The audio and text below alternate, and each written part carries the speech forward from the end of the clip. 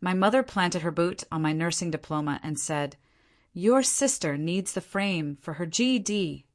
It was lying on the kitchen floor beneath my mother's filthy gardening shoes when I came home from the graduation. She refused to attend because my sister Kayla had a nail appointment. "What are you doing?" I watched her twist her heel into the paper, deliberately grinding mud over my name and the official state nursing board seal. "You spend 4 grueling years, night after night, chasing a dream while juggling 2 jobs and raising a little girl.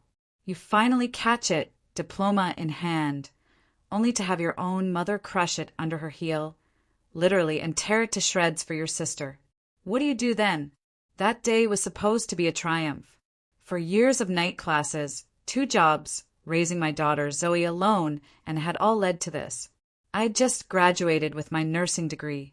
I walked through the door of my mom's house, feeling a wave of exhaustion, but also an overwhelming sense of pride. And then I saw it. My mom, bending down, her boot pressing onto my freshly printed diploma. "Kayla passed her GED test yesterday," she announced as if I were dense. "She needs a nice frame for the wall so people know she accomplished something." My heart hammered against my ribs. I watched, horrified, as she picked up my diploma, examining the scuffs her boots had left. "This frame is perfect," she said almost admiringly. "Real wood. Not that plastic garbage from the dollar store." She started tugging at the corners, trying to separate my precious certificate from its frame. "That's mine." The words burst from me. "I just graduated 2 hours ago." I lunged for it, but she twisted away, shielding it with her body like I was some kind of thief. "You already have a job at the hospital," she scoffed. "Kayla needs this for her interviews at the mall. First impressions matter, and she can't show up with some cheap frame." Then came the ultimate dismissal. "Besides, nursing isn't even that hard. You just follow doctor's orders all day." Before I could even process the insult, there was a sickening rip. My certificate tore as she yanked it free. Half of it stayed stuck under the glass, a mangled mess, while the other half fluttered to the floor. "There!" she declared, holding up the now empty frame, admiring it. "Now Kayla can put her GED in here and hang it in the living room where everyone can see it." I knelt, my hand shaking, picking up the torn pieces, trying to see if they could be taped back together. My voice was a whisper. "Mom, I worked for 4 years for that degree. I missed holidays and birthdays studying for exams. I had to pay $30,000 in student loans." She just shrugged. "And Kayla worked for 3 weeks to pass her test. That's determination. You've always been jealous of your sister's achievements. She needed extra time to find herself, and now she's ready to shine. You should be supporting her instead of making everything about you." She walked past me, grabbed a dish towel, and started polishing the glass of my frame. My mind reeled. Kayla was 28. She dropped out of high school to party and was just now finishing her GED. She was exploring her options, my mom said as if reading my thoughts. "Not everyone needs to follow the traditional path like you did. Some people are special and need room to grow at their own pace." She polished the frame until it gleamed. "Besides, you can just print another certificate online. They're all digital now anyway. Kayla only gets 1 GED certificate, and it needs to be displayed properly." Suddenly, Zoe, my 6-year-old, came downstairs, drawn by the yelling. She'd made me a congratulations card at school, covered in glitter and stickers. "Grandma, why is Mommy's paper ripped?" she asked, picking up a piece from the floor. My mother snatched it from her hand. "Your mom is being selfish again. She won't share with Aunt Kayla, even though Aunt Kayla needs this frame for her important certificate." She threw the scrap in the trash. "But Mommy just graduated," Zoe said, her brow furrowed in confusion. "My teacher said she should be proud." "Your teacher doesn't understand family dynamics," Mom lectured Zoe, patting her head with a patronizing air. "Your Aunt Kayla has struggled more than your mom, so her accomplishments mean more. Getting a GED at 28 shows persistence." Getting a nursing degree is just following expectations. That was it. The last straw. I scooped Zoe into my arms. I'm taking Zoe and we're leaving. You can't take her. My mom blocked the door. I already told Kayla she could babysit tonight to practice for her interview at the daycare center. She needs to show she has experience with children. Kayla has never watched Zoe. I retorted, my voice tight. She's never watched any child. That's discrimination. Mom crossed her arms, acting like the victim. Just because someone doesn't have experience doesn't mean they can't do a job. You're always trying to hold your sister back. She got fired from the grocery store for stealing food. The truth spilled out raw and ugly. She was hungry. They weren't paying her enough. That's corporate exploitation. The daycare will be different because she'll be working with children, which is her calling. Just then, the doorbell rang. Mom rushed to answer it. Kayla walked in, wearing pajama pants and a stained t-shirt, at 3 p.m. "Did you get my frame ready?" she asked, not even glancing at me. I pushed past my mother's shoulder. Zoe pressed tightly against my chest and made for the front door. Kayla was still standing there, oblivious, asking about her frame as I fumbled with the doorknob. My hands were shaking so bad I almost dropped my keys twice. Zoe wrapped her arms around my neck, burying her face against my shoulder. I could hear my mother yelling behind me, calling me dramatic, selfish, making a scene over nothing. The door finally opened, and I rushed down the porch steps to my car. My mother followed, still screaming. I got the back door open, my fingers fumbling with Zoe's car seat buckle. It kept slipping. Mom was at the car now, banging on the window, telling me I couldn't just leave. Zoe started crying, asking what was wrong. Finally, the buckle clicked. I slammed the back door shut. My mother moved to block the driver's side door, but I pulled it open anyway, forcing her back. She grabbed the door frame, trying to stop me from closing it, but I yanked hard until she let go. The engine started on the second try. I backed out fast enough that she had to jump away. In the rear-view mirror, I saw her and Kayla standing in the driveway, watching me drive away. I didn't know where to go. I drove to the hospital where I'd just been hired, pulling into the parking lot. My hands were still shaking as I turned off the engine.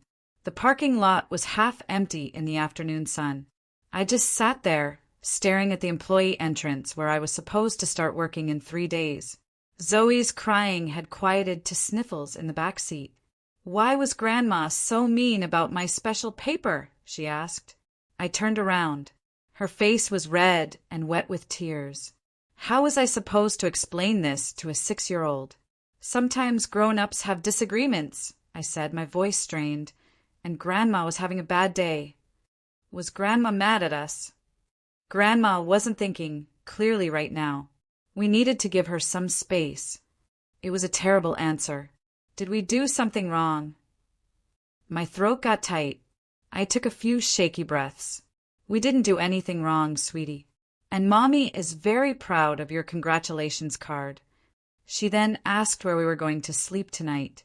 I didn't have an answer for that. "We'll figure it out," I promised, "and everything will be okay." Even though I had no idea if that was true. Suddenly, a woman knocked on my window. I jumped, hitting my knee on the steering wheel.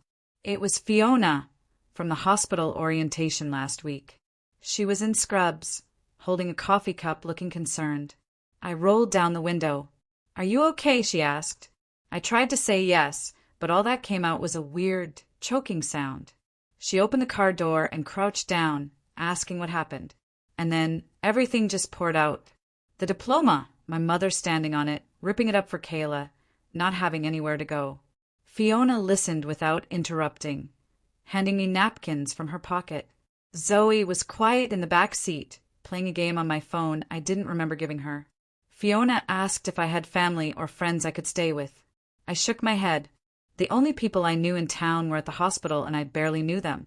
She said I could stay at her place tonight, and we'd figure out the rest tomorrow. I started to protest. I couldn't impose like that, but she cut me off. I have a spare room, it's no trouble. She gave me her address and told me to meet her there in an hour after her shift ended. I thanked her about 5 times. She just smiled. That's what coworkers are for. We got to Fiona's apartment building at 6 p.m. It was small but clean, with pictures of her daughter everywhere. Fiona set Zoe up on the couch with goldfish crackers and apple juice, then put on cartoons. Zoe seemed happy enough. Fiona made me sit at her kitchen table and poured me a glass of water. I tried to explain that I just needed one night just to figure things out. She asked where all my stuff was, and it hit me like a ton of bricks. Everything I owned was still at my mother's house. My clothes! Zoe's clothes, our important documents, everything.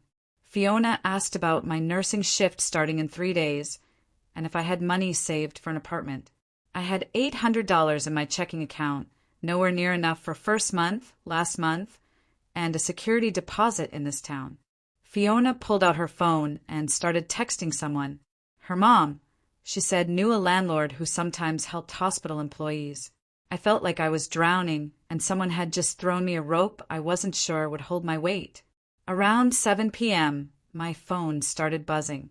I pulled it out and saw 12 text messages from my mother. The first said I was overreacting and needed to come home. The second said Kayla was crying because I ruined her special day. The third called me selfish and immature. The fourth demanded an apology. They kept coming as I read them. My mother said she'd raised me better, that I was setting a bad example for Zoe. She said family doesn't abandon family over small disagreements, that Kayla deserved to be celebrated, that I always made everything about myself. The final message was a threat. If I didn't come home, she'd call the police for a wellness check within the hour. I showed them to Fiona. Ignore them, she said calmly. She's trying to guilt you. I put my phone on silent, face down on the table. The doorbell rang around 8 p.m. Fiona answered it. An older woman who looked just like Fiona, but with gray hair, came in carrying a casserole dish. This is my mom, Shirley, Fiona introduced.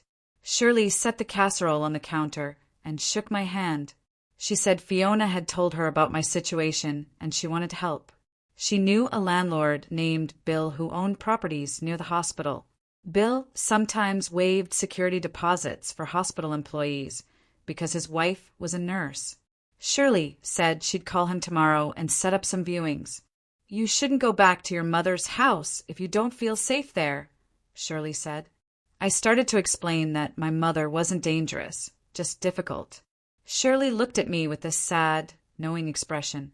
Emotional abuse is still abuse, she said. That word hit me like a truck. Abuse. I had never thought of it that way before. Shirley promised to help me get back on my feet. You don't have to do this alone. She stayed for dinner. We ate the casserole while Zoe colored at the table. It was the first time in hours that I felt like I could breathe properly. That night, I lay awake on Fiona's couch, staring at the ceiling. Zoe was asleep in the spare bedroom.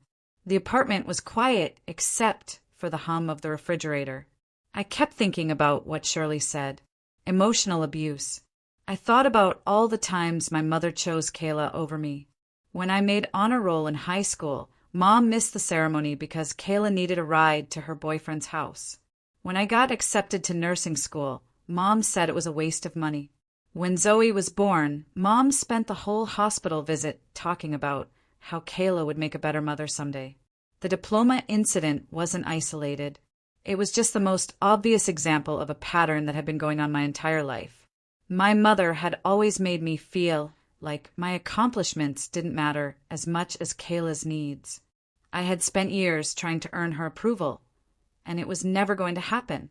That realization hurt worse than watching her destroy my diploma. I cried quietly into the couch pillow so I wouldn't wake anyone up. The next morning, I called the hospital HR department from Fiona's kitchen. A woman named Morgan answered. I explained I was a new hire with a housing emergency, giving her the short version about leaving my mother's house.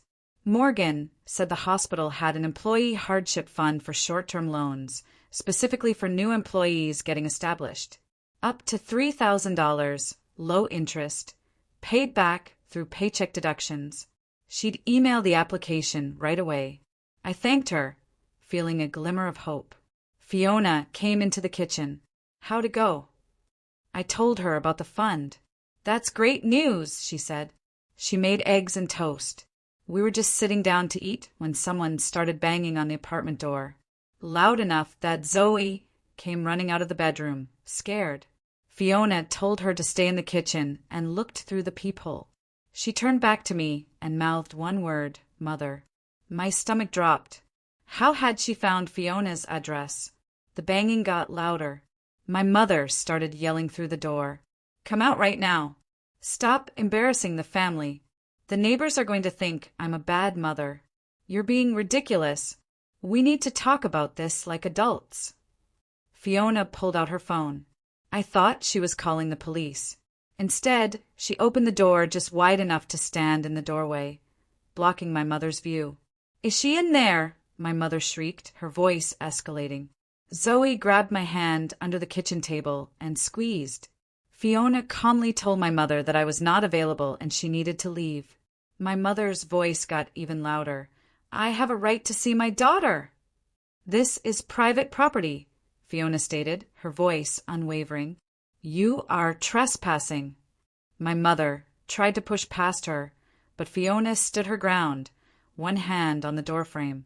If you don't leave immediately, I will call the police and have you removed for trespassing and harassment. My mother started yelling about how Fiona had no right to keep a mother from her child. She's an adult who has made it clear she doesn't want contact right now, Fiona said. You need to respect that. If you continue this behavior, I will be calling the police and filing a report. My mother called Fiona names I won't repeat in front of Zoe. Fiona started dialing. My mother finally stopped yelling, and I heard her footsteps going down the hallway. Fiona waited a full minute before closing and locking the door. She came back to the kitchen. Are you okay? I nodded, but I was shaking again. Zoe asked if Grandma was coming back. No, Fiona said gently, we're safe here. But my chest was tight. My mother knew where Fiona lived now. She could come back any time. She could show up at the hospital. She could go to Zoe's school. My hand started shaking, and I couldn't catch my breath. Fiona sat next to me, telling me to breathe slowly, counting out loud. Zoe came over, holding my hand. Fiona got me water. We need to talk to your supervisor at the hospital before your first shift, she said. Hospital security needs to know not to let your mother into your work area. I hadn't even thought about that. My mother could just walk in and find me. Fiona called Shirley. Shirley was coming over to help me look at apartments today. The sooner you have your own place, Fiona insisted, the safer Zoe and I will be. Shirley showed up an hour later with a folder full of apartment listings. She was older than my mother, but moved faster and smiled more. She hugged me like she actually cared and told Zoe she was a brave girl. We left Zoe with Fiona and drove to the first apartment. It was awful. Broken windows, trash in the parking lot. The landlord showed us a stained, crooked one-bedroom for $900 a month, plus a $1,000 deposit. The second was smaller but still too expensive. The third was in a moldy basement with a landlord who made my skin crawl. Shirley grabbed my arm, and we left. She drove me across town to a different building. I know the landlord here, she said. He's fair. It was older, but well-maintained. On the second floor, the landlord showed us a small one-bedroom. Tiny kitchen, clean bathroom. Enough room for a double bed, a dresser, a futon in the living room, and Zoe's toy box. $8,600 a month, he said. Shirley vouched for you, so I'll waive the deposit. Just first and last month. $1,600. Still a stretch, but doable with a hardship loan. Back at Fiona's, I filled out the loan application. I wrote about leaving my mother's house unexpectedly. I requested $3,000 to cover the apartment and basic furniture. I attached my offer letter and nursing license. Applications were reviewed within 48 hours. I submitted it and felt sick to my stomach. I had just graduated, and I was already begging for money. I had worked so hard to become independent, and here I was asking for help. But Zoe needed stability. She needed a safe place away from my mother's chaos. This wasn't about pride. This was about protecting my daughter from growing up the way I did. 2 days later, my phone rang. It was Zoe's school. The secretary said someone had called claiming to be me, saying my mother had permission to pick up Zoe. They wanted to verify. My stomach dropped. Absolutely not, I said. Only I am authorized. She said she thought it sounded suspicious. I thanked her, hung up, and immediately called the principal. I explained my mother might try this again. The principal said I needed to come in with my ID and fill out paperwork. I grabbed Zoe, drove straight to the school, and signed forms explicitly stating I was the only authorized pickup person. The principal made copies of my driver's license, promised to inform all staff, and asked if there were safety concerns. My mother has become unstable, I admitted. She nodded. We'll be vigilant. My first nursing shift started at 7 a.m. I dropped Zoe at the before-school program and drove to the hospital. Changing into my scrubs, I reported to the nursing station. My supervisor, Giles, probably 50 with gray hair and kind eyes, showed me around. He assigned me to shadow another nurse. I tried to focus, but I kept thinking about my mother. What if she showed up here? What if she caused a scene? I messed up entering a patient's vitals. Giles pulled me aside. Everything okay? I hesitated, then gave him the short version of my family situation. He listened, silent. When I finished, he said he understood. He could put me on consistent shifts for Zoe's routine, and he would inform security about my mother, making sure she couldn't access my floor. I thanked him, feeling some of the tension ease. That afternoon, my phone buzzed with texts. Kayla, she said I was ruining her life. The daycare wouldn't hire her now because I wouldn't let her use Zoe as a reference for childcare experience. She called me selfish, said I'd always been jealous of her, that I couldn't stand to see her succeed. The texts kept coming. She said I thought I was better than her because I had a nursing degree, that I'd always looked down on her, that her mother was right about me. I blocked her number and put my phone away. I had to focus. Patients depended on me, but the texts bothered me more than I wanted to admit. Part of me still hoped Kayla would eventually see how toxic our family was. Part of me still wanted a sister who cared. The next day, Fiona offered to go with me to get my belongings from my mother's house. My mom was supposedly at work. We drove over in Fiona's truck. When we pulled up, I saw garbage bags piled on the front porch. My stomach sank. I opened one, my clothes. Another, Zoe's toys. My mother had packed everything, like we were trash she was throwing out. Fiona started loading bags. I tried my key in the front door. It didn't work. Mom had changed the locks. I knocked, but no one answered. I looked through the window and saw my mother sitting on the couch, watching TV. She saw me and turned away. I knocked harder. She didn't move. Fiona came up behind me. Let's just take the bags and go. I nodded, numb, and helped her load the rest. Back at Fiona's, we went through the bags. My nursing textbooks were gone. My laptop was gone. Several of Zoe's favorite toys were missing. I found a note in one of the bags. My mother's handwriting. It said I didn't deserve nice things if I was going to abandon my family. It said she had given me everything, and I threw it back in her face. It said Kayla needed the laptop more than I did for her job search. I crumpled it up. Fiona asked what it said. I told her. We should file a police report, she insisted. You need documentation. We drove to the police station. The officer taking the report looked bored at first, but became more attentive as I explained. I listed the textbooks, the laptop, Zoe's toys, estimating the value at over $1,500. I showed him photos on my phone as proof. He said realistically they couldn't do much about property disputes between family members, but I should keep all documentation in case I needed a restraining order. He gave me a case number and a copy of the report. We left. I felt slightly better having it on record. That evening, cooking dinner at Fiona's, my phone buzzed nonstop. I'd been added to a group chat. My mother, Kayla, and about 15 other relatives I barely knew. My mother had sent a long message. I had abandoned her after everything she sacrificed. She put me through school, supported me, and this was how I repaid her. I was keeping Zoe away out of spite. She didn't know what she did to deserve such a cruel daughter. Messages started pouring in from relatives. Why are you being so mean? Family should stick together. You should be grateful. None of them knew what actually happened. My mother had told her version, where she was the victim. I started typing a response, then stopped. Nothing I said would change their minds. They would believe my mother. I left the group chat and blocked everyone who had messaged me. The next morning, Shirley showed up with her truck and 2 friends to help move my stuff to the new apartment. We loaded everything from the bags, plus the thrift store furniture she'd picked up.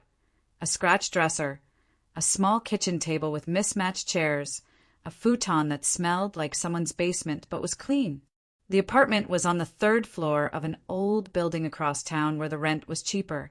1 bedroom which I gave to Zoe. I'd sleep on the futon in the living room. The kitchen was tiny, the bathroom had rust stains, but it was mine. Nobody could walk in and destroy my things, or tell me I didn't deserve what I'd worked for. Zoe ran from room to room, excited. She picked the corner by the window for her bed and started arranging her remaining toys.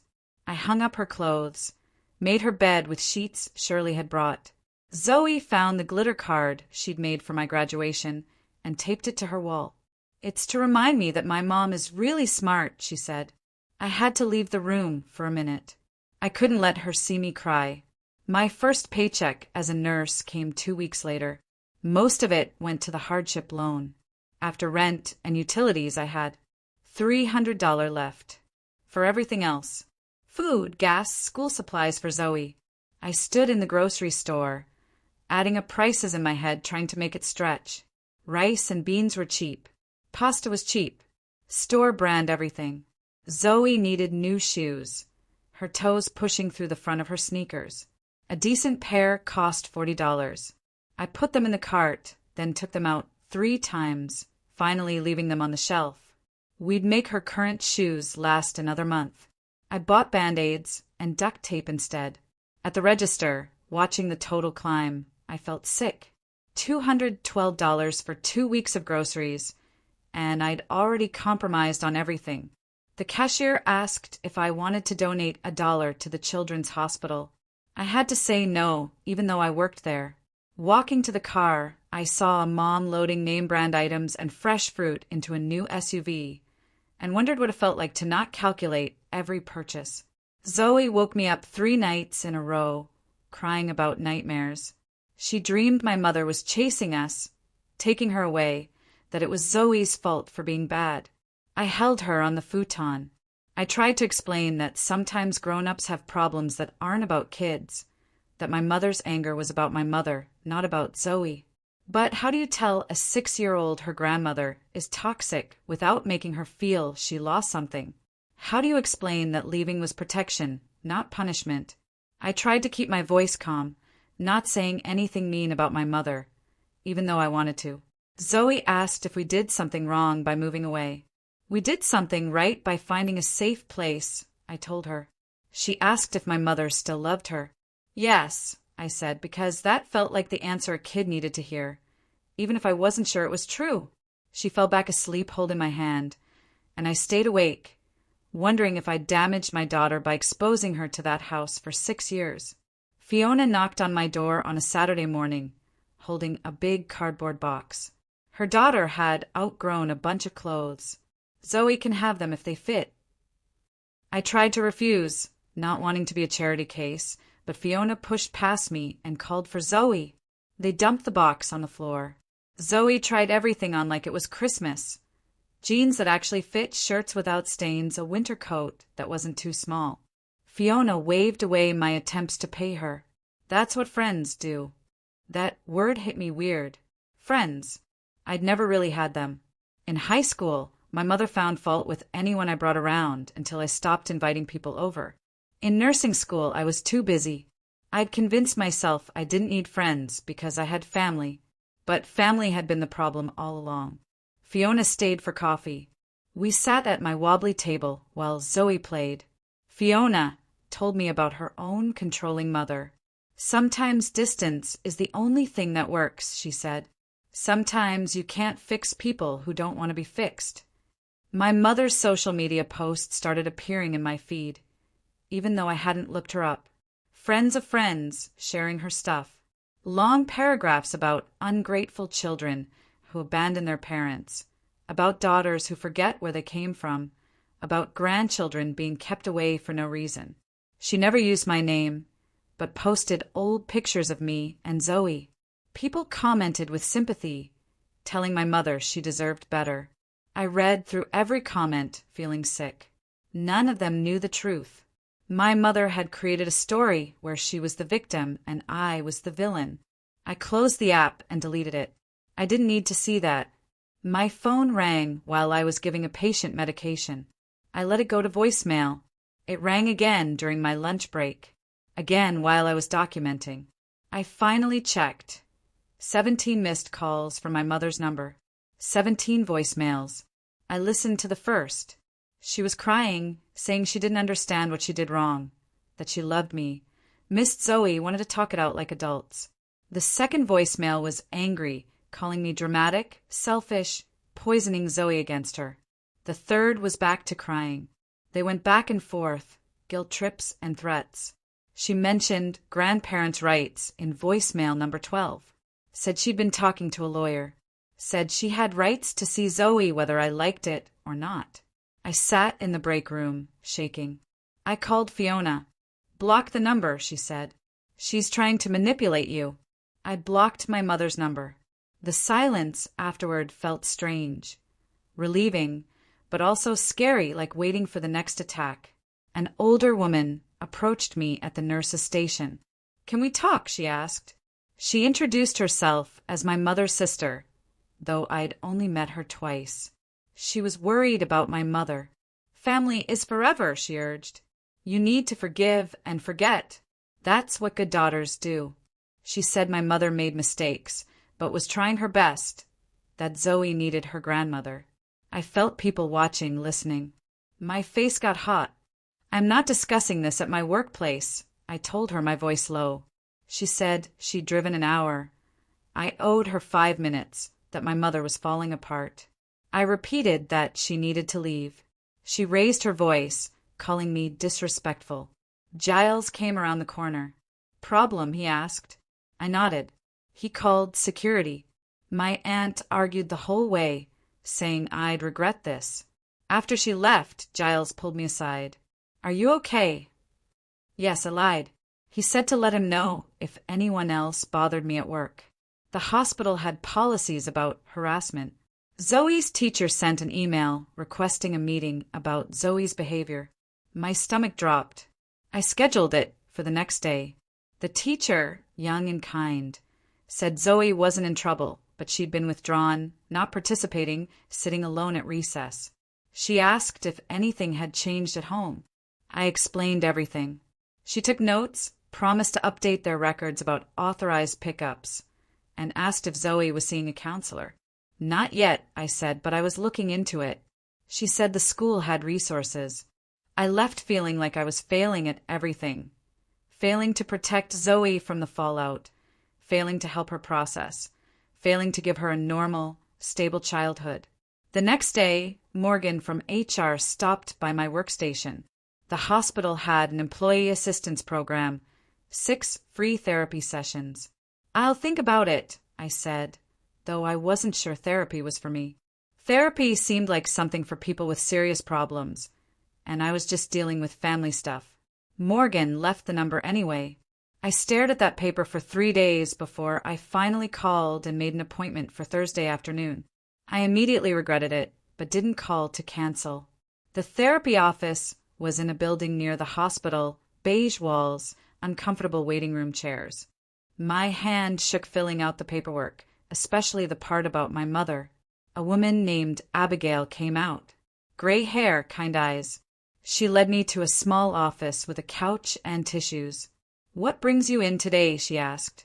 I started talking about the diploma and I couldn't stop. Everything came pouring out. The frame, the boots, my mother blocking the door, Kayla showing up in pajamas expecting to babysit. I cried so hard I couldn't breathe. Abigail handed me tissues, waiting patiently. She asked about my childhood, how my mother treated me compared to Kayla.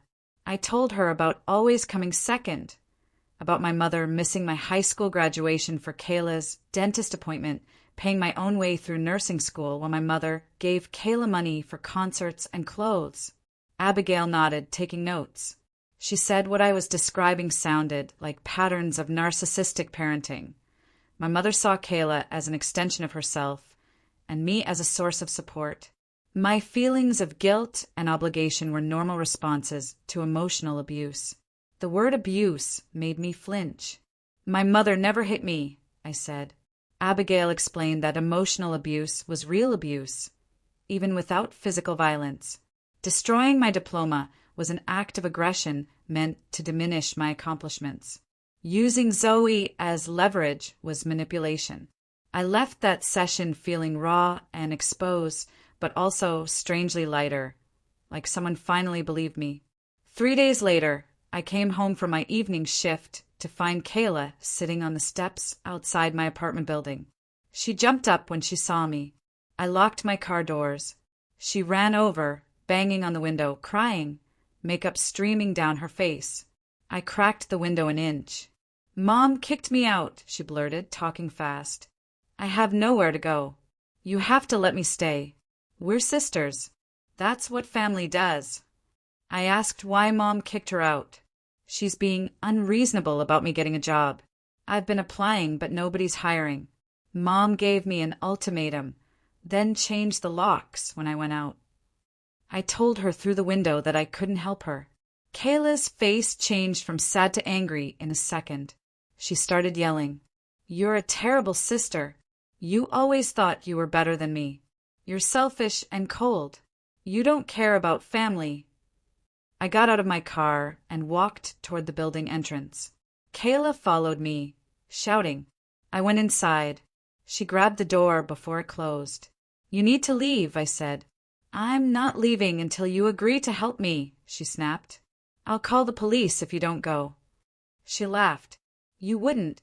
Then everyone would know what a horrible person you are." I took out my phone and started dialing. She finally backed away, still yelling about what a disappointment I was. I got inside and locked the door behind me. My hands shook so bad I dropped my keys, twice trying to unlock my apartment. I was still standing in my doorway when my neighbor from across the hall came out. Older, maybe 70, white hair, glasses. "Are you okay?" he asked. "Yes," I said automatically, though I wasn't. He introduced himself as Cullen. "Heard the yelling outside. Was that woman bothering you?" I just nodded. Cullen said he was a retired teacher, lived alone. "I'm home most days. I'll keep an eye out for anyone bothering you. Knock on my door if you ever feel unsafe." I thanked him. Having someone looking out for me made the apartment feel less isolated. I checked the locks 3 times before I could relax enough to make dinner. My second therapy appointment was the following Tuesday. Abigail asked how the week had been. I told her about Kayla, about feeling guilty for not helping her, even though I knew letting her stay would be a disaster. Abigail said we needed to work on boundaries. I wasn't responsible for fixing my mother or sister. Protecting myself and Zoe wasn't selfish. She gave me scripts for how to respond when family members tried to guilt me. Simple phrases instead of explaining or defending myself. "I understand you're upset, but I can't help with that." Or, "I care about you, but I need to protect my own well-being." We practiced saying them until they felt less awkward. Abigail said boundaries would feel uncomfortable at first, because I wasn't used to putting my needs first. The guilt would fade as I got stronger. I wanted to believe her, but the guilt felt permanent. The phone call came Thursday evening. I didn't recognize the number, but answered. My mother's sister was on the other end. Mom's depressed, not eating. I'm worried about her. You need to fix this. My chest got tight. I used one of Abigail's scripts. I care about my mother's well-being, but I can't have a relationship that harms me and my daughter. My aunt called me dramatic, said every mother makes mistakes. Family forgives and moves on. I repeated that I couldn't help. Her voice got sharp. You're selfish and cruel. Your mother sacrificed everything for you. I have to go, I said and hung up. My hands shook again. Zoe looked up from her homework. Are you okay? Yes, I said, and went to the bathroom so she wouldn't see me cry. Zoe asked about Grandma during breakfast on Saturday. Her school play was in 3 weeks. Could we invite Grandma? My heart sank. I sat down next to her.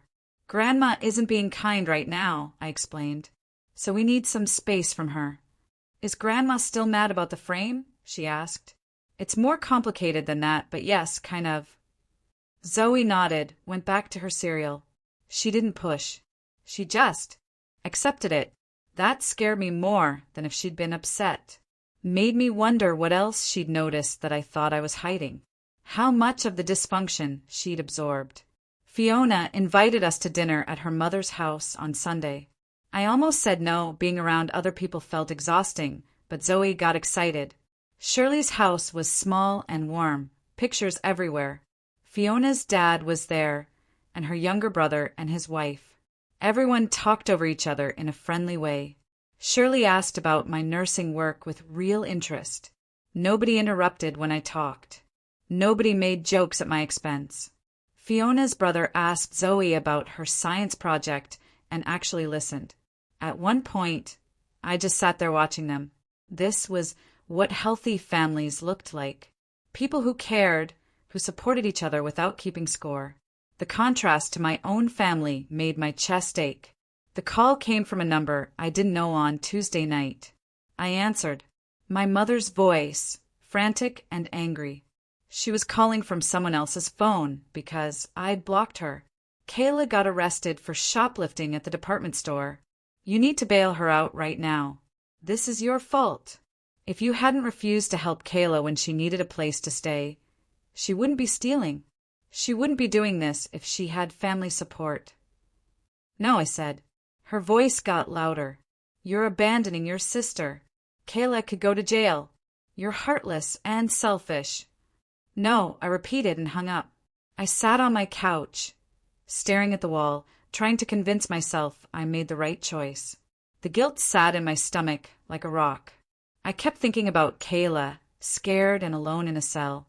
I kept telling myself that bailing her out wouldn't help her learn. She needed to face consequences. But knowing something logically and feeling it emotionally were two different things. I got to Zoe's school for pickup on Friday. The office staff looked nervous. The principal pulled me aside. Your mother was here 20 minutes earlier. She tried to take Zoe, claiming you'd given her permission. The school had followed protocol, called my cell, but I didn't answer because I was driving. They refused to release Zoe, and my mother made a scene. Yelled about her rights as a grandmother, threatened her lawyer. Security had to escort her off school property. My stomach dropped. Where's Zoe? They brought her out. She ran to me, wrapped her arms around my waist. Her whole body was shaking. Why did Grandma try to take me? Why was Grandma so angry? I held her close. I told the principal I needed copies of all their documentation. I'll be filing for a restraining order. The principal nodded. We've already updated our records to be extra careful. I took Zoe home. She didn't let go of my hand the entire drive. I went to the courthouse the next morning, everything organized in a folder. The police report from the school incident, screenshots of every text and voicemail, photos of my destroyed diploma, the hospital statement about my mother showing up, the school's written statement. I handed it all to the clerk, filling out the forms requesting a restraining order. My hand shook writing down each incident, but I made myself include every detail. The clerk reviewed my paperwork. A judge would see me within the hour for the emergency hearing. I sat in the hallway, watching other people. A woman with a black eye. A man who hadn't slept in days. I wondered if they could tell what kind of family situation had brought me here. The bailiff called my name. I walked into the courtroom, feeling like I might throw up. The judge, an older woman with reading glasses, looked tired. I stood at the table, answering her questions. I described my mother standing on my diploma, the harassment, the attempt to take Zoe from school. My voice cracked when I talked about how scared Zoe had been. The judge looked at my evidence for what felt like forever. Then she signed the temporary restraining order and scheduled a hearing for the permanent one in 3 weeks. Document any violations, she said. Report them immediately. Walking out, I felt strange. Relieved, but also guilty, like I'd just done something terrible to my own mother, even though I knew I was protecting my daughter. Zoe woke up screaming that night. I ran to her room. She was sitting up, crying about Grandma trying to take her away.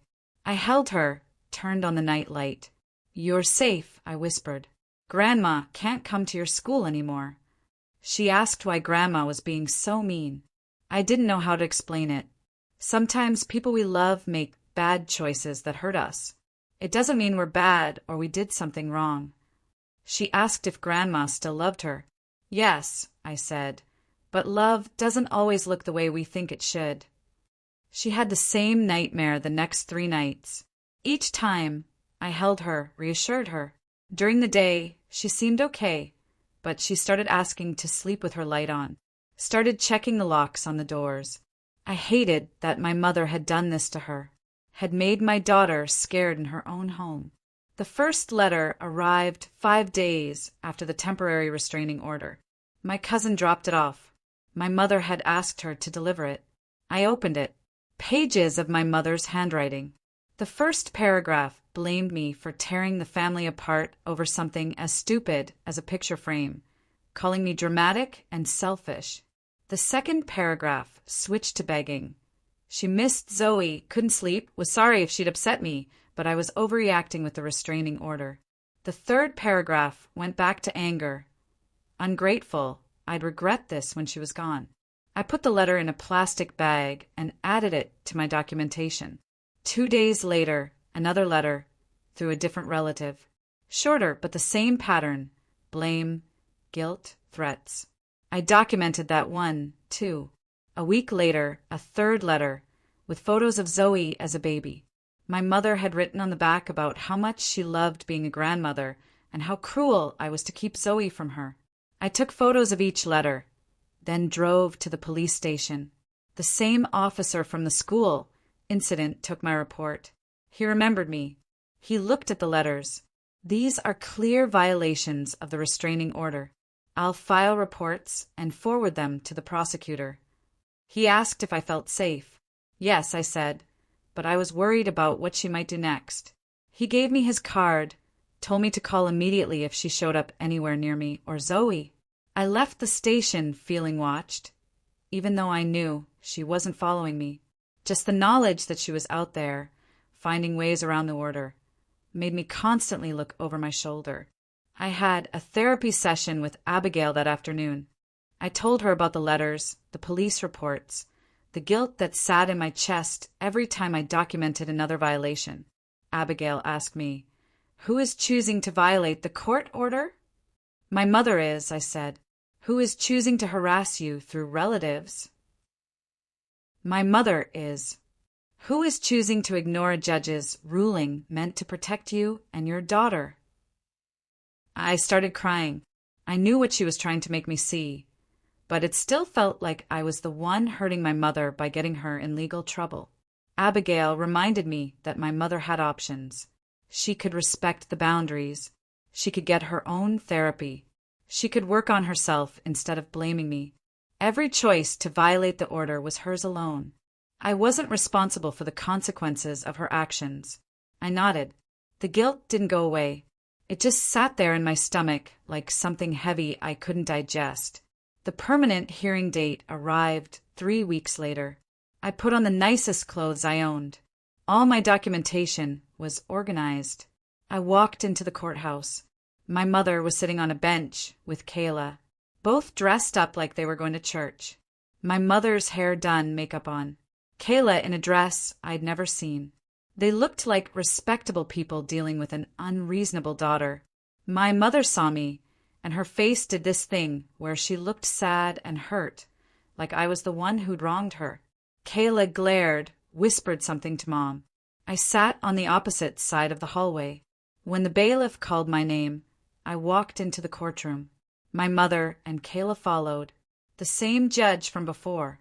My mother's lawyer went first, painting me as an overprotective daughter keeping a loving grandmother from her only grandchild.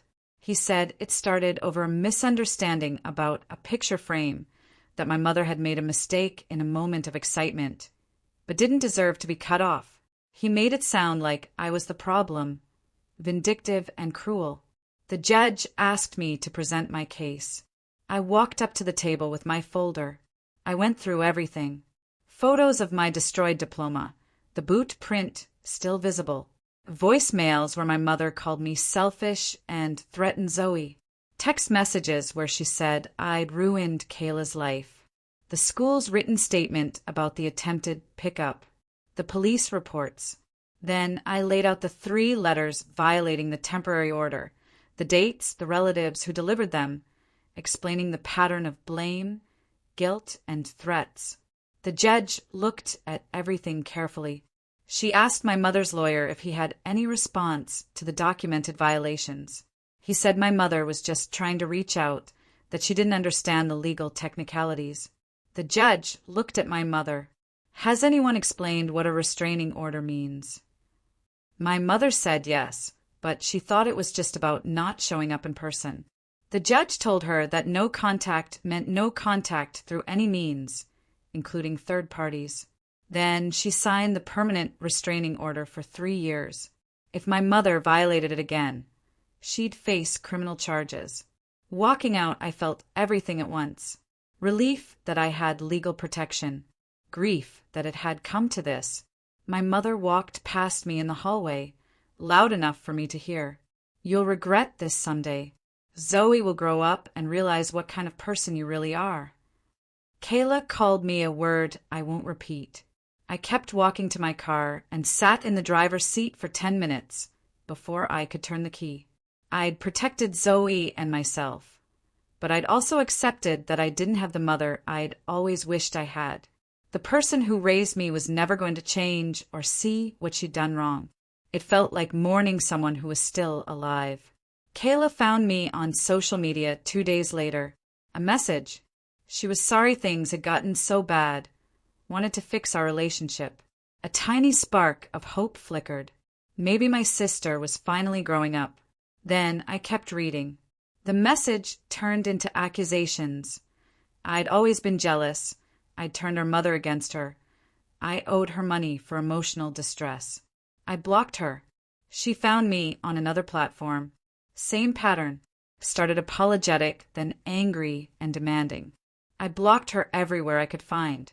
I told Abigail in my next session.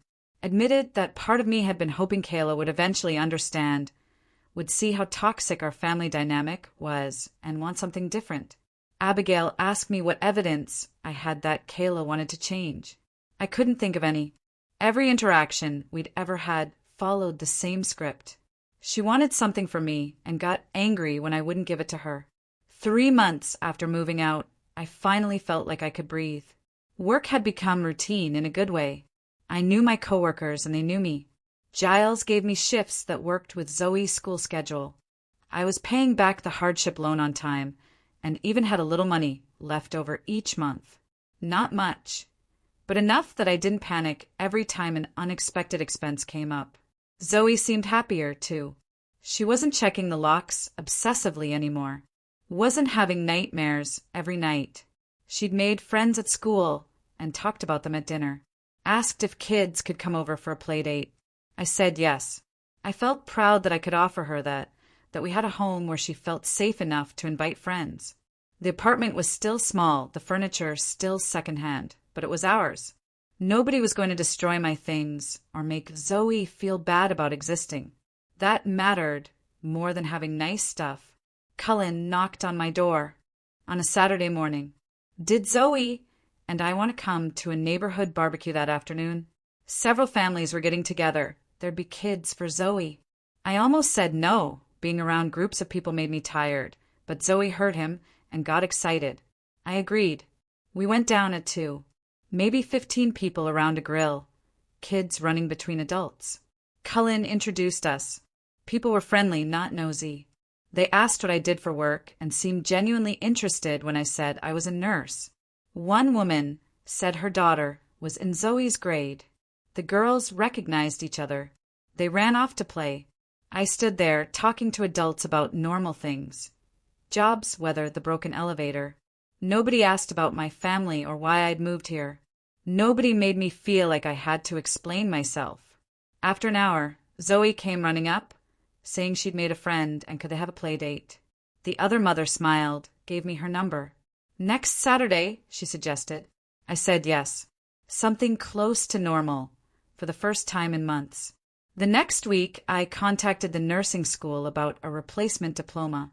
$50, 6 weeks to process. I paid with my credit card, even though I needed that money for groceries. When the new diploma arrived in its cardboard tube, I bought a simple black frame from the discount store and hung it on the wall in our living room.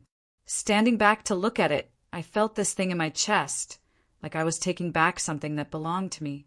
Zoe came over, stared for a minute. It looks really nice up there, she said, where everyone can see it.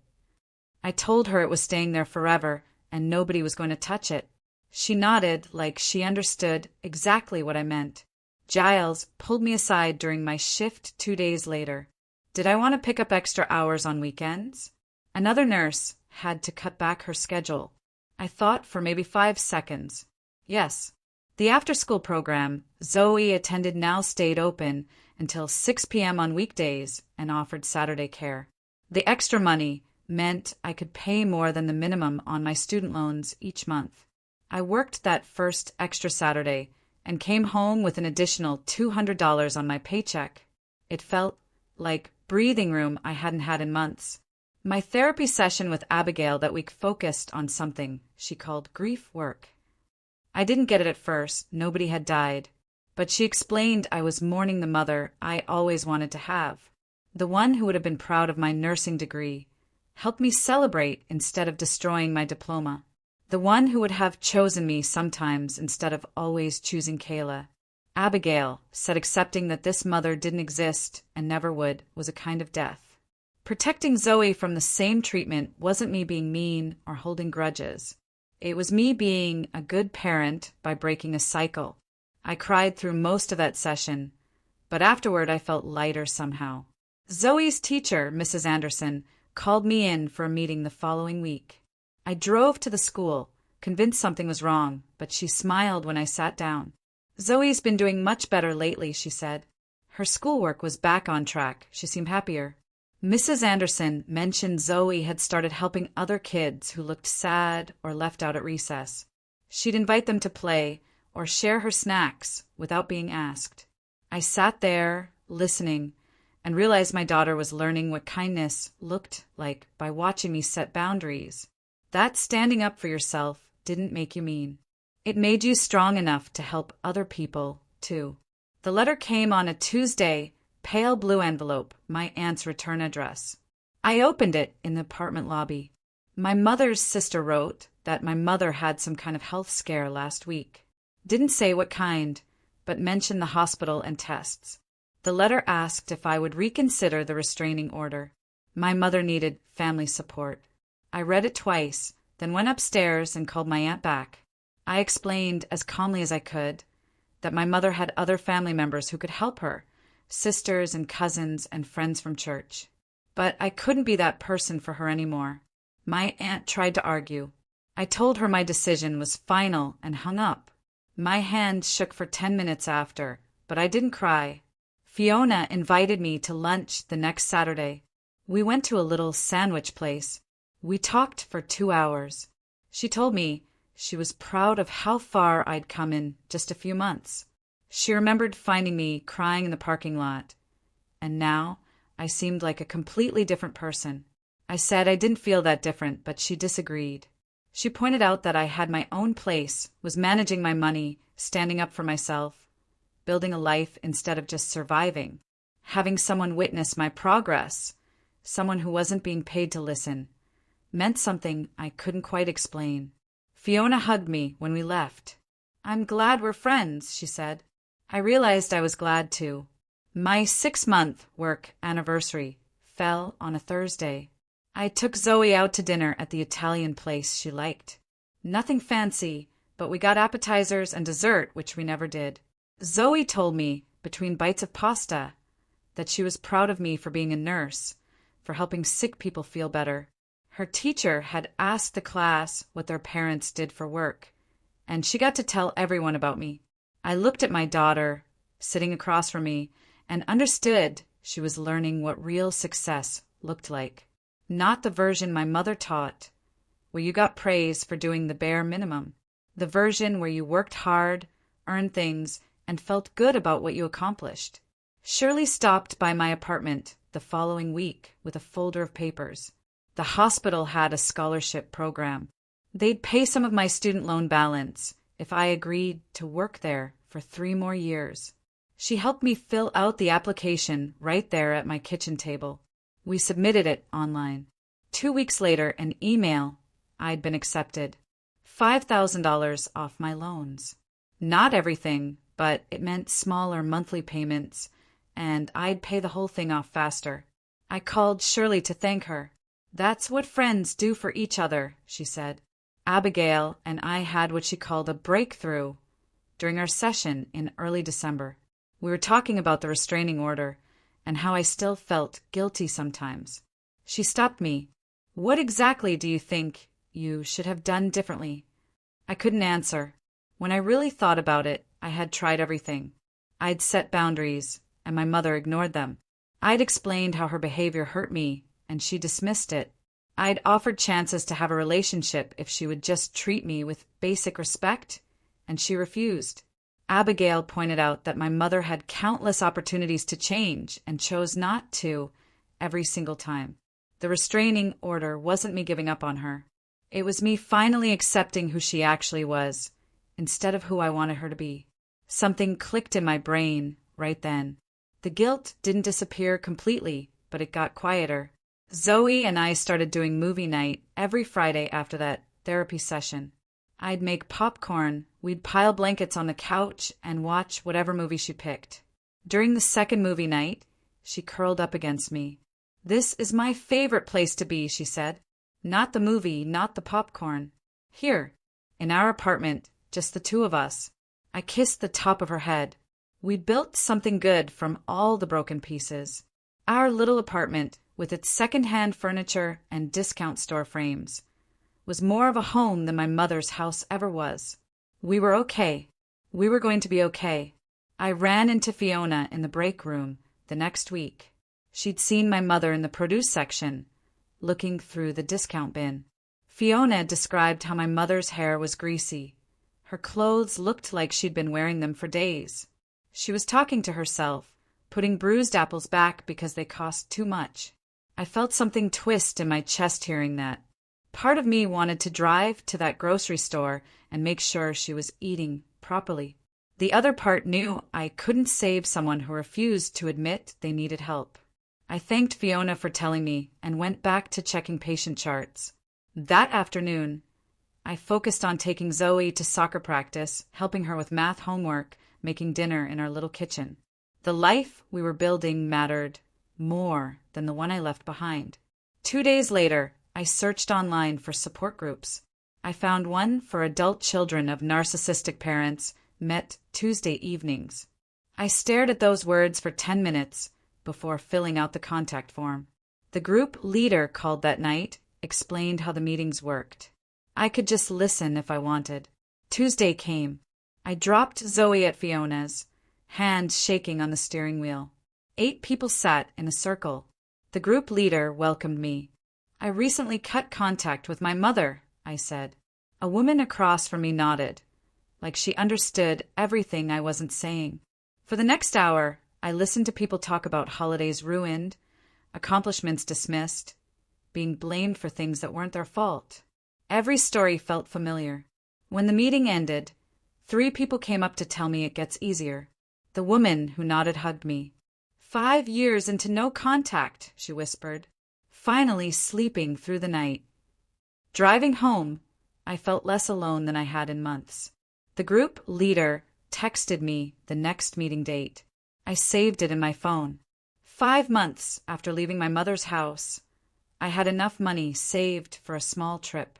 I told Zoe we were going to a state park 2 hours away for the weekend. She jumped up and down. We packed sandwiches, juice boxes, her favorite stuffed bear. The park had hiking trails, a lake, campsites. Zoe held my hand as we walked through the woods, looking at birds and interesting rocks. That night we roasted marshmallows over the campfire. She looked at me in the firelight. This is the best adventure ever. I felt something warm spread through my chest that wasn't just from the fire. We slept in the tent, listening to crickets. In the morning, we ate cereal from plastic bowls, watching the sun come up over the lake. Zoe said she wanted to come back here every year. Our special place, she decided. I promised her we would. Money is still tight most months. I still have moments where I doubt every choice. Sometimes I wake up at 3 in the morning, wondering if I should have tried harder to fix things with my mother. I still grieve the relationship I wanted, where she would be proud of my nursing degree, help me raise Zoe, act like a normal grandmother. That version of my mother doesn't exist, and probably never did. But Zoe is doing better in school. She's making friends, learning what healthy relationships look like. I'm building a career at the hospital. Shirley even helped me get promoted to a position with better hours. We have Fiona and her family in Cullen next door, and the people from my support group who understand. I'm learning that the family you choose matters more than the family you're born into. Protecting my peace isn't selfish. It's necessary for both of us. We're going to be okay. Have you ever had to walk away from a toxic family situation to protect yourself or your loved ones? What was the hardest part for you? Share your stories in the comments below. I'm here to listen.